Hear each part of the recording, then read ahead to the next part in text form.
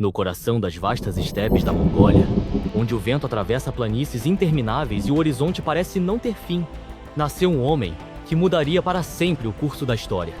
Ele começou sua vida como filho de uma pequena tribo nômade, mas ao longo dos anos, transformaria guerreiros dispersos em um exército invencível. Seu nome era Gengis Khan, e sob seu comando, surgiria o maior império contíguo que o mundo já conheceu. A terra dos mongóis era um lugar extremo. Grandes planícies dominavam a paisagem da Mongólia. O clima era duro, os invernos eram congelantes, e os verões podiam ser secos e implacáveis. Os povos que viviam ali eram nômades. Eles se deslocavam constantemente com seus rebanhos de cavalos, ovelhas e cabras. Esse estilo de vida criou guerreiros extremamente resistentes e habilidosos na montaria. Por volta do ano 1162, nasceu um menino chamado Gengis Khan, cujo nome original era Temujin. Ele nasceu em uma pequena tribo mongol, mas sua infância seria extremamente difícil. Quando ainda era jovem, seu pai foi envenenado por inimigos. Sem proteção, sua família foi abandonada pela própria tribo. Temujin cresceu enfrentando fome, perigos e rivalidades. Mas essas dificuldades moldariam o líder que ele se tornaria. Durante muitos anos, as tribos mongóis viveram em constante conflito entre si, mas Temujin tinha uma visão diferente. Ele começou a formar alianças e conquistar rivais.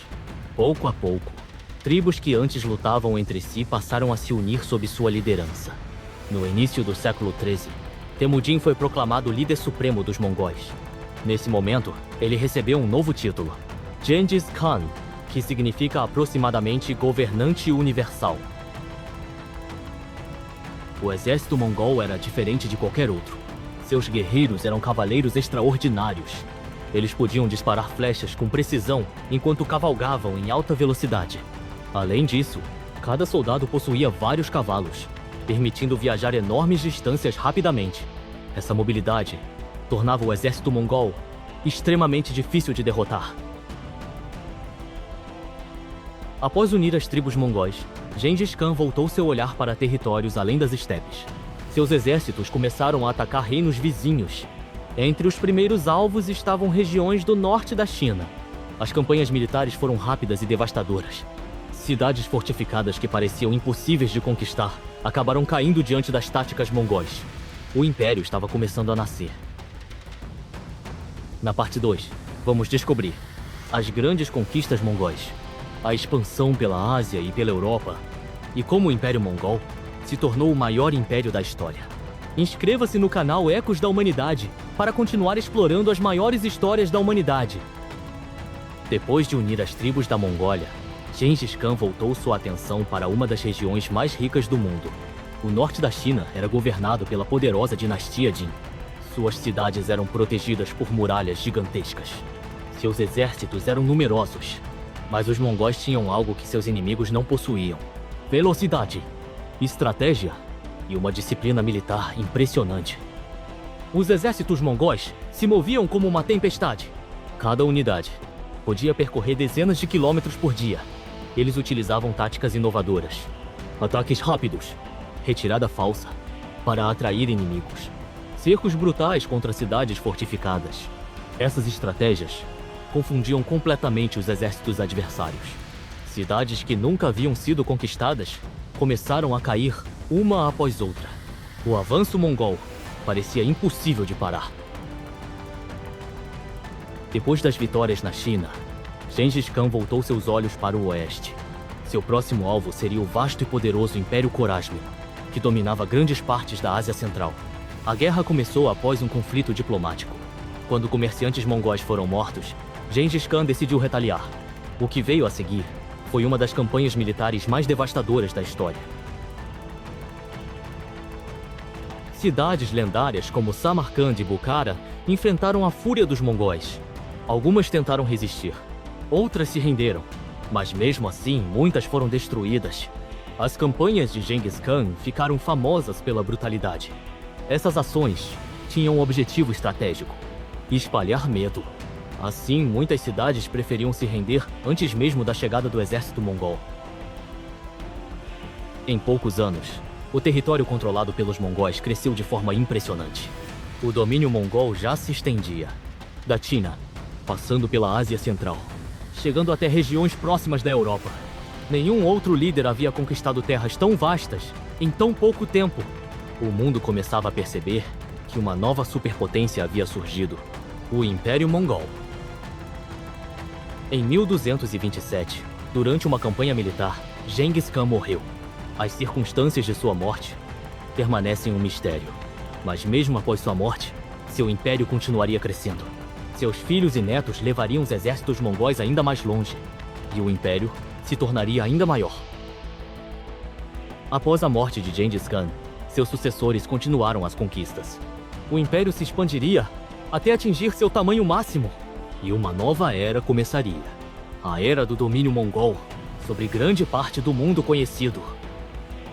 Na parte 3, você vai descobrir como o Império Mongol se tornou o maior império contíguo da história, a invasão da Europa e o legado que mudou o mundo. Inscreva-se no canal Ecos da Humanidade para não perder os próximos episódios. Após a morte de Genghis Khan, em 1227, muitos acreditavam que o império poderia se fragmentar, mas aconteceu exatamente o contrário. Seus filhos e netos continuaram sua obra. Entre eles estava Ogedei Khan, que assumiu o comando do império. Sob sua liderança, os exércitos mongóis continuaram avançando em várias direções ao mesmo tempo. O objetivo era simples: expandir o império ainda mais. Durante o século XIII, os exércitos mongóis avançaram cada vez mais para o oeste. Eles atravessaram as vastas planícies da Rússia e derrotaram diversos principados. Cidades importantes foram conquistadas rapidamente. Em pouco tempo, os mongóis chegaram às fronteiras da Europa. Em 1241, ocorreram batalhas decisivas contra exércitos europeus. Entre elas, estavam confrontos contra forças da Polônia e da Hungria. Os exércitos europeus ficaram chocados com a velocidade e a estratégia mongol. No auge de seu poder, o Império Mongol se estendia por uma área gigantesca. Seu território incluía regiões da China, Mongólia, Ásia Central, Rússia, partes do Oriente Médio e áreas próximas da Europa. Nenhum outro império terrestre havia alcançado uma extensão tão grande. Milhões de pessoas passaram a viver sob domínio mongol. Apesar da fama de conquistadores ferozes, os mongóis também criaram algo importante.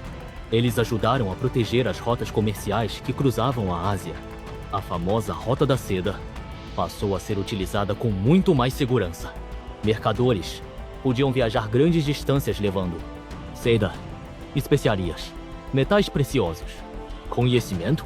Isso ajudou a conectar civilizações de diferentes partes do mundo. Com o passar do tempo, o enorme império começou a enfrentar dificuldades. A administração de um território tão vasto era extremamente complexa. Além disso, disputas entre os descendentes de Genghis Khan começaram a surgir. Gradualmente, o império se dividiu em vários estados menores. Entre eles estavam o Kanato da Horda Dourada, o Ilkhanato e o Kanato de Chagatai. Essas divisões enfraqueceram a unidade mongol. Mesmo após seu declínio, o impacto do Império Mongol continuou sendo sentido por séculos. O Império conectou regiões distantes da Ásia e da Europa. Ideias, tecnologias e culturas começaram a circular com mais intensidade, e o nome de Genghis Khan ficou marcado para sempre como um dos líderes mais poderosos da história. Um homem que nasceu nas estepes da Mongólia e criou um império que mudou o mundo. Se você gosta de explorar as grandes histórias da humanidade, inscreva-se no canal Ecos da Humanidade. Aqui você vai descobrir grandes civilizações, batalhas que mudaram o mundo e histórias incríveis do passado.